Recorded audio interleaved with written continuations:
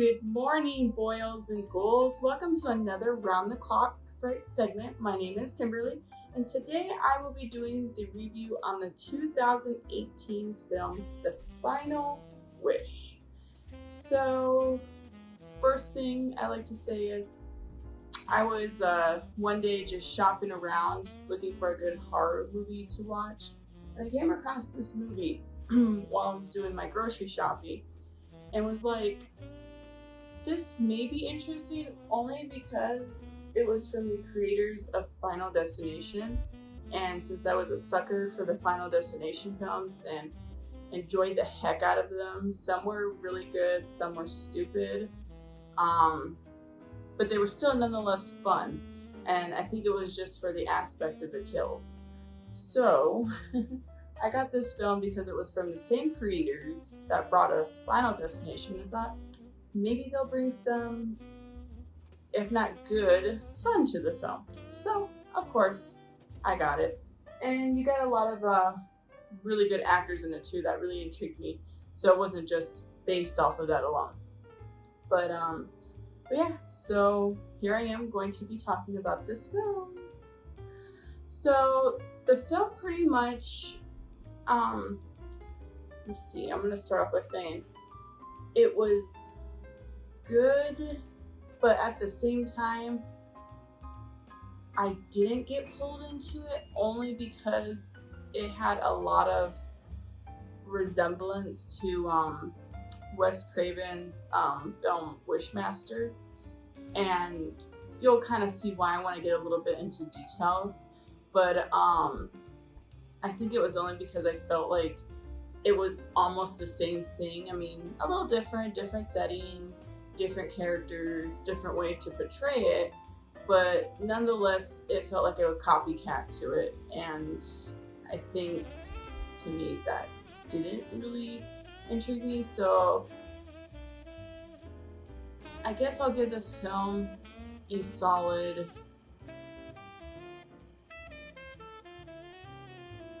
5 out of 10.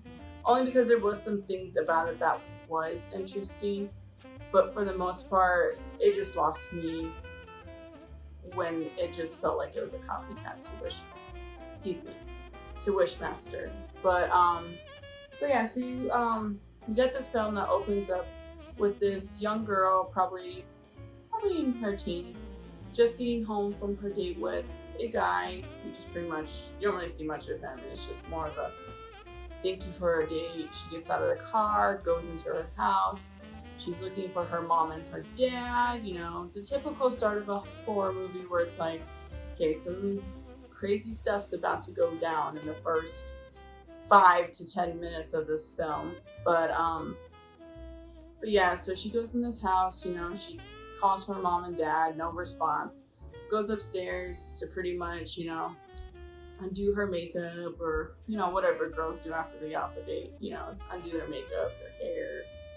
You know, it's pretty late, probably turned down for bed soon. So, you know, she goes up there, she hears a noise down the hall that intrigues her to walk out of her room, which in any horror movie, you know what's about to happen. Why are you walking down a dark hallway with noise? Plus, the fact that your mom and dad did not come downstairs when you called for them, that's a little concerning, unless they were upstairs sleeping, which, in that case, can't fault her for that. But yeah, so she walks down the hall, you know, she goes to this room.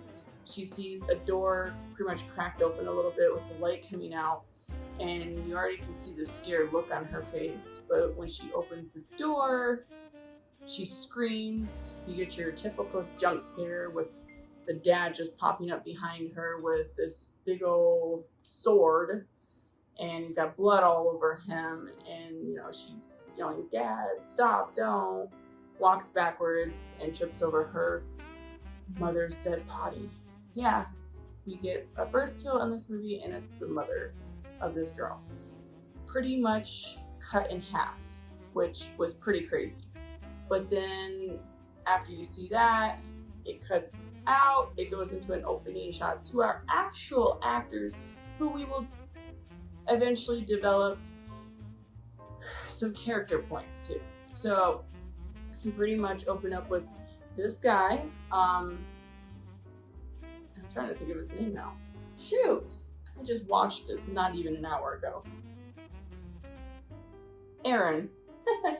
This guy named Aaron, he's sitting pretty much being called in for an interview. He's this starting off lawyer trying to go in pretty much, I don't know, like he just like got fresh out trying to look for a job, and he's new at the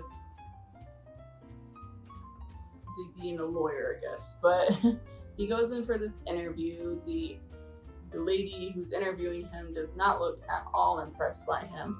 You can just tell from the get-go that he's probably more likely not going to get this job. And maybe halfway through him talking, she stops him and says, okay, sorry, we're just going to have to move on to the next. And of course, him being so gung-ho on him needing this job, tries to persuade her, doesn't really work, and she just says, sorry, bye boy. Now, the actor who plays Aaron, I recognized him because I'm a huge fan, but he was also in the Twilight Saga films. His name in real life is Michael Welch. He played the one of Bella's school friends, Mike, the one that always had a crush on her. That's what I recognized him from. So when I heard her song right off the bat, I'm like, oh look. But I haven't really seen him in a whole lot of films besides this actually being the latest film I've seen him in besides Twilight. So it was nice to see a fresh face that, we haven't seen in a while. And I mean, I guess his performance was average. I mean, there was some points I didn't feel any emotions coming from him, but other times, I mean, he did a pretty solid job. I mean, just seemed too bland, I guess, in my opinion. But yeah, so we get introduced to his character. We find out that he lives in Chicago, that, he pretty much got evicted from his apartment that he's like, I think they said 3 months past his rent. And so he's already evicted from his apartment. You see, he's sitting down the hall of the apartment complex after talking to the landlord, devastated. But then we get, an introduction to a new scene because he gets a call from an old high school sweetheart, informing him that his father had passed and that he needed to come home. So, behold, he leaves his apartment, and he goes up to, I don't remember where they said it was. It looked like it was just somewhere out in like nowhere's land, but he goes out there. He to stay with his mother, which we also recognize her face in some fresh horror films. Shaye. You've seen her in all of the Insidious movies. You've also seen her in, what was that one film she was in? Oh, she had a cameo in A Nightmare on Elm Street. I know, a lot of people wouldn't have recognized her, but yeah, she was a school teacher in the first one. For all of you that wants to know some horror trivia. But yeah, so you have Shaye, amazing actress. So that's also what intrigued me because I love Shaye.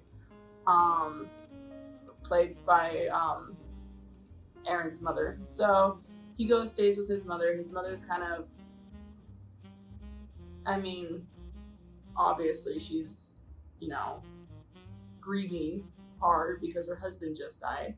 So you kind of get more of, a more somber grievance, mad because as you kind of see, Aaron hasn't really been home a whole lot. He's been kind of stuck in Chicago doing his own thing. So he hasn't really been home a whole lot to visit his family. And even when his father was sick, so, a little bit of upset that she hasn't seen her son in years maybe? Not sure, I don't think it really delved into that much, but yeah. And so I mean, that's pretty much your opening shot to this film. And, like I said, it was a slow build. Oh, I did not say this, but it is a slow build up because, for the first, maybe half an hour to an hour, I was kind of a little bored. But I mean, once you got into it, I mean, it picked up, it got interesting, but then when it started to delve into more of, you find out that throughout this film, as he's, staying with his mother, he runs into this artifact that's like this old, it looks like a little genie pot. But that's what's, pulling all of this out. And you got him in the beginning, making these wishes unknowingly, and them coming true. And some were coming true in a good, in a good aspect, unlike Wishmaster, where you had this Jen who was making wishes, or granting wishes, not making wishes, granting wishes to people, but taking what they were wishing for and turning it to evil. Because you had this scene where his high school sweetheart's dating this pretty much asshole cop, who's always drunk and he abuses her. And Aaron's character doesn't understand why she's with him. It's probably because he was a jock in high school and he's good looking, and he wishes, unknowingly, that this lamp was going to grant it, that he wished he was better looking. So you have the scene where the car hits him. He's in the hospital. He has to get some facial graft done to him. And in the beginning, he has this like scar on his lip, which then pretty much makes him look like this perfect sculpted god, because he doesn't have this scar no more, and his face is just perfect, just like he wished for. But then as his wishes progress, because I guess you learn, because you run into another character that's familiar, Tony Todd, another amazing actor, and he did an amazing performance for all of you that were curious in this movie. But obviously you have him who's actually telling the story of what this lamp is, what it does. But then you also get, I had to re-clarify and think if it was only him. He talks about it, but then you also revisit that character in the beginning, the one that wasn't the main priority of the film, but we just got that, opening shot. We had to pull that together somehow. He revisits her. She's surprisingly sane and not in a mental institution like most of those characters that start off in the beginning. But she's pretty much, living in the house that her mother died in. Her dad's in the insane asylum. But she pretty much explains a lot of it too. But that's how we learn that in the beginning, unknowingly, Aaron had made 5 wishes. Some were good, some were bad. For all you animal lovers, you really would like to skip maybe, I think it's 20 minutes into the film, because we have a scene that's very, very devastating. But yeah, so we learned that this lamp pretty much grants these wishes, but you can't make 7 wishes, because if you make 7 wishes, you pretty much just sold your soul to the Jinn, / demons and all that. So Aaron's pretty much on his 5th wish. He's doing everything pretty much now in his power not to make the last 2 wishes, because he does not want to sell his soul to the Jinn. So, lo and behold, we get to the ending sequence where pretty much Aaron, you can kind of tell he's kind of going insane, because he's trying his hardest not to make these wishes, because he learns that the girl's dad, because it don't matter how you wish it, you could just be saying something out of context, not even saying I wish, and it would come true. So now he's afraid that anything he says might be turned into a wish, and that girl's dad in the beginning had to cut his tongue out because he was afraid he was going to do just that. So of course Aaron's going mad. You got the Jinn popping up as his best friend, because it takes form of anything. So he takes form of his best friend who had died previously a year ago from a car accident, and he's kind of a big vital role in this movie, because you see him throughout the whole movie. And before Aaron realized he was a Jinn, thought his best friend was alive. So this whole time he was the Jinn. He pops up. Aaron's telling him, you're not real. Go away. I'm not gonna make a wish. Told him to show his true form, so you get this jump scare of a freaking, not the same kind of Jin look. Sorry. Not the same kind of Jin look that you got in Wishmaster. It was more deformed and scary looking. So he shows his form.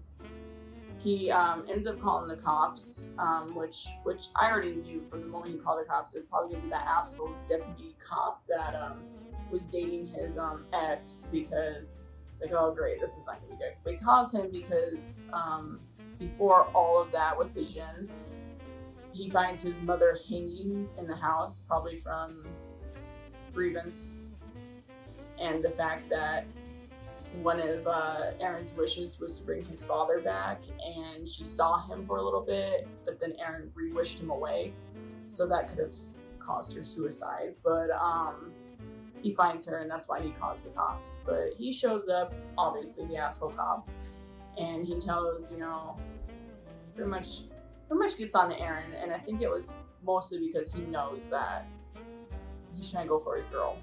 And Aaron kind of snaps, loses his mind, and says that he wishes he would never hurt her again because he's an abusive boyfriend to his ex. And then we find out that it was another trickery from the Jin, and it was the Jin, not the actual deputy. So that pretty much ends badly, because now you got the Jin taking effect, saying your wish is my command. He goes out. There's this guy who I guess his ex had been seen also. I mean, it was after Aaron, but then while her and the deputy guy was on a breakup, and I guess the deputy has he doesn't like the guy because he's framed him for drunk driving and under the influence. So, he's gotten him in trouble with the law. So we see him again. He pops in just to pretty much fill in what happens to Mr. Deputy, who we never really saw in the house, and it was just the Jin. But you have Aaron's ex who's sitting there talking to him, which isn't really Aaron's ex, it's the Jin in disguise, tricking this former ex-boyfriend that the police officer, I can't think of his name, so I'm just calling them by what they are, is going to revoke his papers so that he would pretty much go back to jail. But it was a trickery because the Jin knew it would make this guy mad enough that he would want to kill him, because it's like, you're pretty much messing up my life. So yeah, he goes over to Deputy's house and pretty much shoots him. Well, after a long drawn out tussle, then shoots him. And then you see Aaron's ex coming down the stairs, and I never saw you the past few days, so we know that was a Jin in disguise again. And eventually the guy shot her too, and she dies. And then it pretty much, at that point, Aaron had already shown up because he's now running over there to try to stop this whole madness. But she gets shot and is laying there dying, and he's going crazy that he makes a wish that she comes back to life. Well, now we're on our 7th wish, ladies and gentlemen, and Aaron just now sold his soul to the devil. So after that, you pretty much have him waking up in his bed like it was all just a dream, and he's sitting up in his bed looking at the mirror. When it pops back, you see him inside the mirror screaming. So now he's trapped for eternity in hell, or wherever the Jin goes. So that was the film. I mean, like I said, it just to me felt like a copycat to Wishmaster in the extent of you have someone making a wish, and then the Jin which they brought the Jinn back. The Jinn granting these wishes, whether they're bad or good, it always ends up turning out to be bad. So, excuse me. To me, I actually really enjoy the heck out of the Wishmaster films, but this one, I just couldn't. I give it a 5 only because the redeeming factors was some of the acting in there. I mean, you got Tony Todd. Whatever you give Tony Todd, he is going to do an amazing performance. So that gave it some bonus points. And the fact they brought him back as like the, you know, the narrative of the film, you know, telling the story behind of what's bad, like he did in the Final Destination movies, mind you. He was Tony, you know, Tony Todd was in there and he played the narrative of death. So, I mean, I thought that was pretty cool that they kept that aspect and brought him back. And like I said, Michael Welch's character was pretty bland. Then you got Lynn Shaye, which she did a good job, but I think she could have done a little bit more. I just felt like she was more of she was more sitting, you know, she was more in grievance. And to me, I mean, it's, you know, I mean, it's her character and that's how they wanted it. But the only thing I guess she did do really good at was when she was drove mad to the fact that her husband was coming back, or when Aaron's character made the wish that his mom would be more happier, and she was happier, but it was in a much more insane kind of way because you just see her go off her rocker, and that was an amazing performance by Lynn Shaye. So the only redeeming factor to me was both the two actors. Other than that, I mean, I guess the storyline was good if it wasn't already done. And I can't say special effects because the special effects, like the scene where Aaron gets hit by the car, that to me looked really fake and it bugged me as a critic. So yeah, let's just leave it at that. Maybe I'll drop that down to a 4 instead of a 5. So we'll give it a 4 out of 10. So yeah, that's the final wish, guys. Honestly, I was hoping for a really good film, but this one just didn't make it for me. Sorry. I know you guys are probably hoping for something good, but yeah. Well, it is 5:45. I have to get my butt up and going because I have to be to work here soon. So I just wanted to give you guys this review real quick.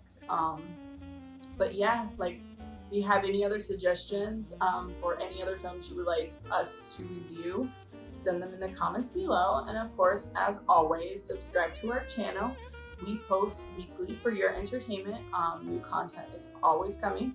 So yeah, I hope you guys all have a wonderful day, and we will see you next time.